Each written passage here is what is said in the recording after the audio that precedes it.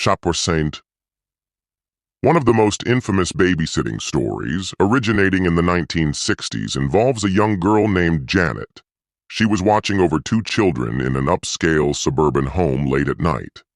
After the kids were asleep, she settled in the living room to watch TV. The phone rang, and when she answered, a man's voice whispered, "Have you checked the children?" Startled, she hung up, thinking it was a prank call. A few minutes later, the phone rang again. The same voice repeated, "You should check on the children." Terrified, Janet called the police, who assured her they would trace the next call. When the phone rang again, she stayed on the line long enough for the police to track the call. Moments later, they called her back and screamed, "Get out of the house now! The call is coming from inside!"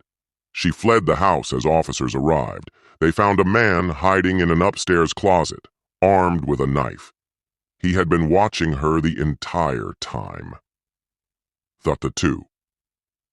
This unsettling tale reportedly took place in the late 1990s. A college student named Emily was babysitting for a wealthy family in a large, lavish home. The children were already asleep when Emily noticed a life-sized clown statue in the corner of the playroom. It was unnerving with its oversized grin and glassy eyes, but she brushed it off as just an odd decoration. Later that evening, she felt increasingly uneasy, as though she were being watched. Finally, she called the parents to ask if she could move the clown statue out of the room. The father's voice dropped to a whisper, and he said, "Get the kids and leave the house immediately. We don't own a clown statue." Emily grabbed the children and ran outside.